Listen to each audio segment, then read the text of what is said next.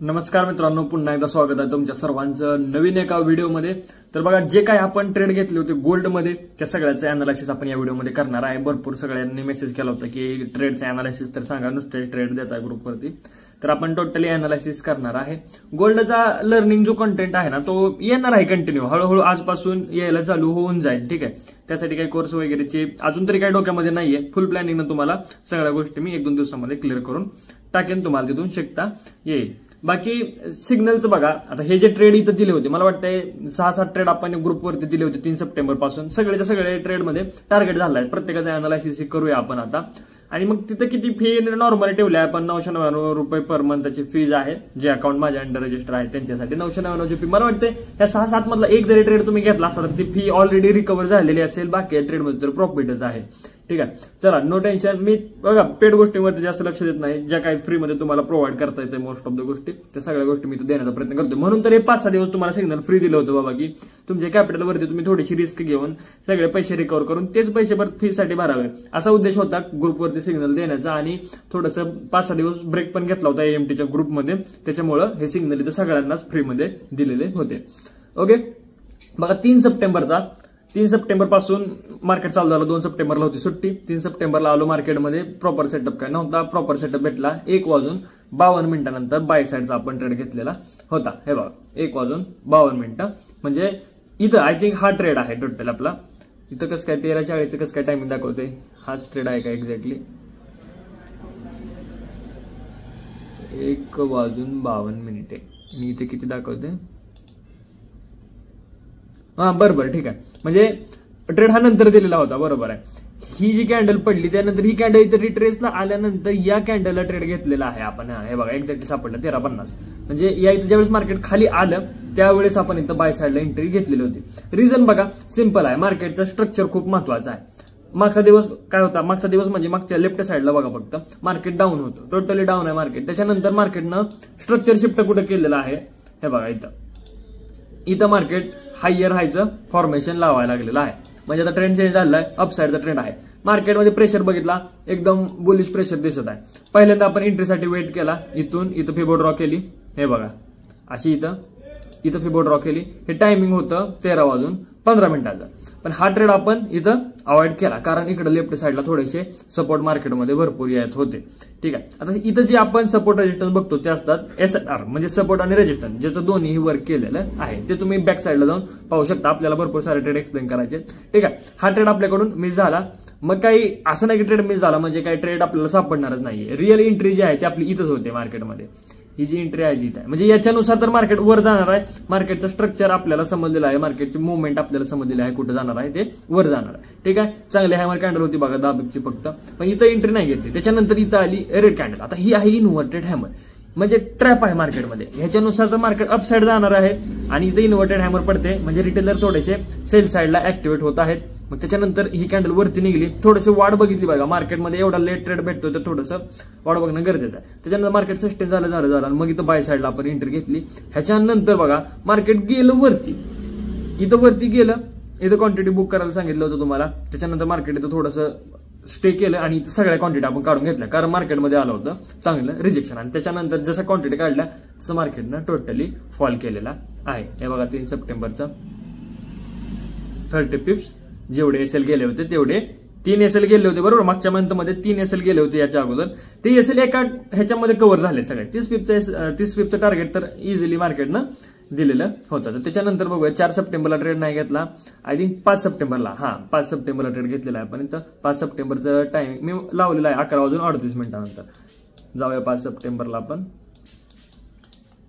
सगळे trade analysis करूया। मोठा व्हिडिओ झाला तर काय हरकत नाही, पण बघा एकदाच व्हिडिओ बघा, सारखं मला पण व्हिडिओ काढायला टाइम भेटत नाही। टाइम भेटला की मी व्हिडिओ काढतो। हे बघा इथं आपण बाय साईडला एंट्री मारलेली हॅमर कॅन्डलवरती। हॅमर कॅन्डलचा वर साईडला ब्रेक झाला, त्यानंतर आपण इथं बाय साईडला एंट्री मारली, मार्केटनं 1 साईड टार्गेट दिलं। अनालिसिस महत्वाची गोष्ट आहे, अनालिसिस। परत एकदा बघा मार्केटचं स्ट्रक्चर काय आहे, इथं बघा हा एम पॅटर्न, रिटेलर सेल साईडला गेले, मार्केट अप साईडला। परत एकदा एम पॅटर्न, रिटेलर सेल साईडला, मार्केट अप साईडला। ह्याच्यानुसार परत फिबो बघा, इथून अशी फिबो ड्रॉ केली, तर फिबोनुसार 5-6च्या लेवल पासून मार्केटनं रिव्हर्सल घेतलेलं आहे आणि मार्केटात अपसाईड निघालेला। इथं बघा सायकोलॉजिकल नंबर आहे, कितीचा आहे 2,500चा सायकोलॉजिकल नंबर आहे. मार्केटनं काय केलं होतं, सायकोलॉजिकल नंबरच्या खाली सस्टेन केलं होतं. सायकोलॉजिकल नंबरच्या खाली सस्टेन केल्यावरती रिटेलरचे स्टॉप लॉस कुठे अवेलेबल होणार आहेत, अपसाईडला अवेलेबल होणार आहेत. त्याच्यानुसार मार्केटमध्ये शॉर्ट कव्हरिंग येते. आता हे बुलिश स्ट्रक्चर आहे मार्केटमध्ये, वन साइड रॅली चाललेली आहे, त्याच्यामध्ये एक हॅमर कॅन्डल येते, रॅन्डम लोक दिसतात तिथं सेल साइड करताना. त्याच्यानुसार इथं ज्यावेळेस हॅमरचा हाय ब्रेक झाला त्यावेळेस आपण बाय साइडला एंट्री मारली. मार्केटनं वन साइड टार्गेट दिलेलं होतं 5 सप्टेंबरला पण. ओके, हे बघा. आणि हे सगळे प्री ग्रुपवरचे ट्रेड आहेत, तिथं कुठं काही ह्यासाठी पैसे दिलेले नव्हते कोणीही. ठीक आहे, क्लोज ऑल सगळं तुम्हाला एक ना एक गोष्ट इथं सांगितलेली आहे. आता ह्याच्यानंतर पुढचा ट्रेड होता, आय थिंक 6 सप्टेंबरला झाला होता का, ठीक आहे 6 सप्टेंबरला. ओके, आहे ट्रेड आहे 6 सप्टेंबरला पण आहे. येऊया. हा बघा, हा ट्रेड एकदम सिंपल होता. परत एकदा स्ट्रक्चर बघायचं. नेहमी मार्केटचं स्ट्रक्चर काय आहे, हायर हायचं फॉर्मेशन करतंय मार्केट, हायर हायचं फॉर्मेशन करतंय. आपल्याला कुठं जायचं आहे, बाय साईडला जायचं आहे. काय करायचं आपण, फिबो ड्रॉ करणार. कुठून कुठपर्यंत, पहिली फिबो ड्रॉ केली आपण, हे बघा अशी इथं ड्रॉ केली. इथं फिबो मध्ये आलं का मार्केट, नाही आलेलं. त्याच्यानंतर आपण काय केलं, फिबो इथून एक्सटेंड केली इथल्या हायपर्यंत. एक्झॅक्टली कुठे रिव्हर्सल देते, 5-6च्या लेवलला चांगलं रिजेक्शन दिले. बघा बघा, ही पहिली कॅन्डल रिजेक्शन 11 त्याची, त्यानंतर दुसरी कॅन्डल रिजेक्शन त्याच्यावरती क्लोज, आणि त्याच्यानंतर एक बुलिश कॅन्डल आली. बुलिश कॅन्डल आली, बाय साईडला एंट्री मारली इथं. हे बघा, 6 पिपचा स्टॉप लॉस, 1:3, 18 पिपचं टार्गेट, 20 पिपचं टार्गेट घेतलं होतं आय थिंक त्या दिवशी. 20 पिपचं आपण तसं टार्गेट घेतलेलं होतं. सिंपल ट्रेड एकदम फिबोनाची मध्ये. 2-3च अनालिसिस आहेत, एफव्हीजी, फिबोनाची आणि मार्केटचं स्ट्रक्चर. हे बघूनच आपल्याला इथं गोल्डमध्ये ट्रेड मारायचे आहेत. त्याच्यानंतर पुढचा ट्रेड पाहूया, किती तारखेला होता, 6 मिनिटाचा व्हिडिओ झालेला आहे. ओके, इथं सापडला 9 सप्टेंबरला. एक ट्रेड सफिशियंट होतो. 1:3चं टार्गेट. मला सांगा, तुम्ही जर 1000 रुपयाची रिस्क घेऊन 3000 रुपयाचं टार्गेट अचीव्ह करत असाल तर तुम्हाला डेली ट्रेड करायची काय करता. आठवड्यात 3 ट्रेड भेटले. मी म्हणतो तुम्हाला हीच गोष्ट कळली ना, आजपर्यंत जे लॉस करतात ना लोक, त्यांना हीच गोष्ट समजली नाही. 9 सप्टेंबरचा ट्रेड राहून गेला आय थिंक. 8 सप्टेंबर आणि हा 9 सप्टेंबर. ओके, थांबा एक सेकंद, आपण चेक करूया.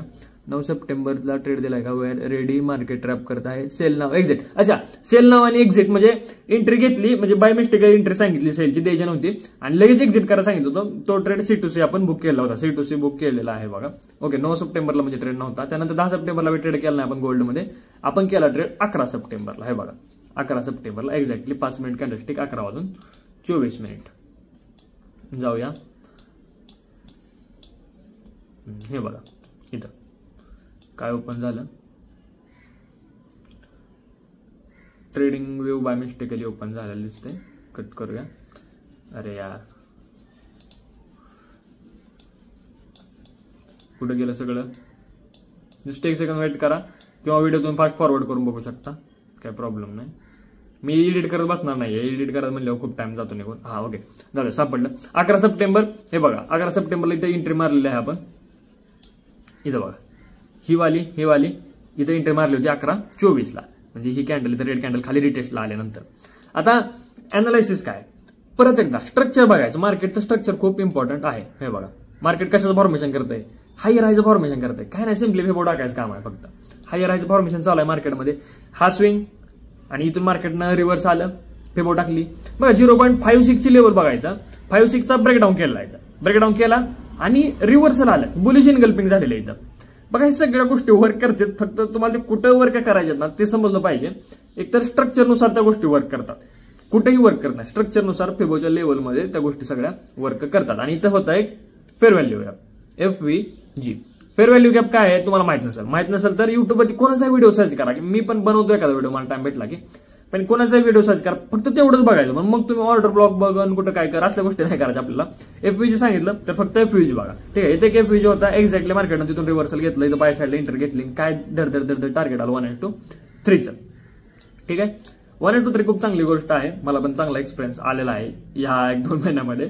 आणि त्याच्यानंतर 12 सप्टेंबर म्हणजे कालचा ट्रेड. हे बघा, कुठे ट्रेड मारलाय, हे हॅमरवरती ट्रेड मारलेला आहे. तुम्ही बघा, most of the trade hammer, fibo ह्याच्यामध्येच आहेत सगळे. हे बघा, अशी फिबो मारली. काय आहे मार्केटमध्ये दिसतंय का स्ट्रक्चर, कुठलं स्ट्रक्चर चालू आहे, हायर हाय मारत चाललेलं आहे मार्केट. ओके, आणि पहिल्यांदा इथून इथं आपण वेट केला, फिबोत आलं का मार्केट, नाही आलं फिबो. मग काय केलं, वरच्या स्विंग पासून मारली फिबो, या स्विंग पासून इथपर्यंत आलं फिबो मध्ये एक्झॅक्टली 5-6च्या लेवल पासून मार्केटनं हॅमर दिला, बाय साईडला एंट्री मारली मार्केटनं, वन साइड मार्केटमध्ये टार्गेट आलेलं होतं. तर अशा प्रकारे बघा हे जे सगळे ट्रेड दिले होते हे सगळे आपल्या 26,000 लोक आहेत आपल्या ग्रुपवरती, तिथं ट्रेड दिलेले आहेत. तुम्ही सगळ्यांनी आय होप बघितले असतील लाईव्ह मध्ये. याच्यामध्ये काहीही डिलीट केलेलं नाही, काहीच केलेलं नाही बघा. सगळं तुमच्या समोर बुक सम क्वांटिटी टोटली तुम्हाला इथं सांगितलं जातंय काय ट्रेड घ्यायचे काय नाही. हे बघा हा रिझल्ट एक्झॅक्टली आपण आता हेच एक्सप्लेन केलाय टोटली कुठं काय चाललेलं होतं. कालचं आय थिंक इथं ऍड करायचं राहिलं असेल किंवा केलंही असेल एखाद्या याच्यामध्ये. हा हे बघा AMT ग्लोबलला हा ट्रेड दिलेला होता. AMT ग्लोबलचा ग्रुप दाखवतो तुम्हाला. हे बघा इथं हा ग्रुप आहे. इथं तुम्हाला 1:1, 1:3 सगळं कुठं बुक करायचं, अर्ध्यात बुक करा, निम्या क्वांटिटी बुक करा, सगळं काही तुम्हाला सांगितलं जातं. मी म्हणत नाही बघा तुम्ही सिग्नल घ्या. सिग्नल मध्ये पहिली गोष्ट आपण सुरुवातीपासून अवॉइड करतो सिग्नलसाठी. आता का चालू केले आहेत बाबा नो करा, कुठून तरी पैसे आले पाहिजेत. तुम्ही पण किती दिवस लॉस करणार आहे, पैसे आला पाहिजे. आणि तुम्ही बाकीच्या सिग्नल ग्रुपमध्ये आणि आपल्यामध्ये थोडासा फरक आय होप बघितला असेल आतापर्यंत. बाकी सिग्नलवाले काय करतात तुम्हाला 3 ट्रेड दे, 4 ट्रेड, 5 ट्रेड, अजिबात नाही. एक ट्रेड 1:3चा रिस्क रिवॉर्ड सफिशियंट आहे. सिग्नल ग्रुपमध्ये मी आतापर्यंत भरपूर लोकांनी चेक केलं, जे रिस्क रिवॉर्ड देतात ते 1:1चा देतात. 1:1 न खूप अवघड होऊन जातं.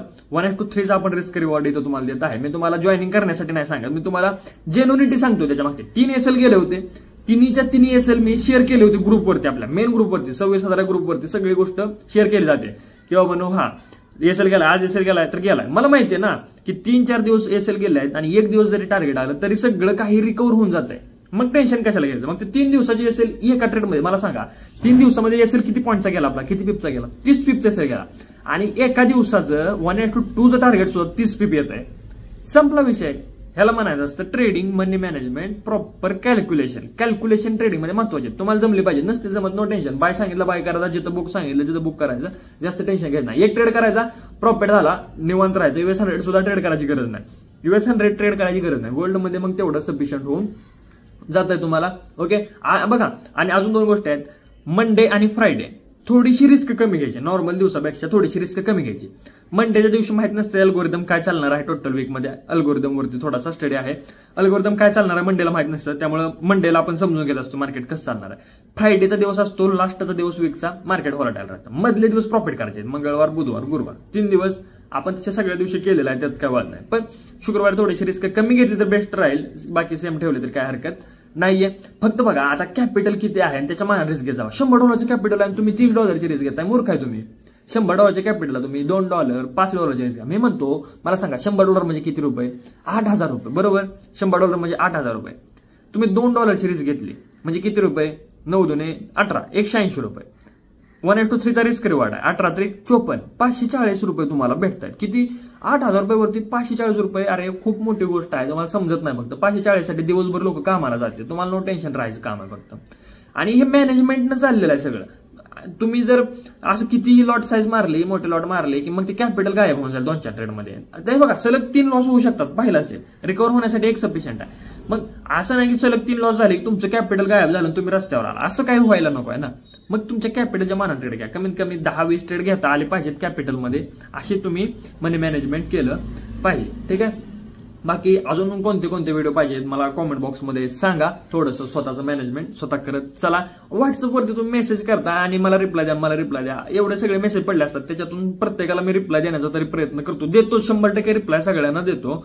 पण तुम्ही वेट करत जाल. तुम्ही रिपीट जर मेसेज करत असाल, काय झालं माझा मेसेज बघितला, ह्या झालं तेव्हा झालं, तर तुमचे मेसेज येतात वरती, मी मेसेजचे रिप्लाय देतो खालून. त्याच्यामुळे तुम्ही एकदा मेसेज केला की वेट करायचा, त्याचा रिप्लाय तुम्हाला बाकीच्या लोकांपेक्षा तरी लवकर भेटेल. असं नाही की तुमचा मेसेज बघायला सोडून दिला काय तुम्ही काय तर माझं वाईट केलं, अजिबात नाही. प्रत्येकाचा मेसेजला रिप्लाय असतो, त्याच्यामुळे काही टेन्शन घ्यायचं काम नाहीये. छानशी कॉमेंट करा व्हिडिओच्या कॉमेंट बॉक्समध्ये. भेटूया आपण नेक्स्ट व्हिडिओमध्ये.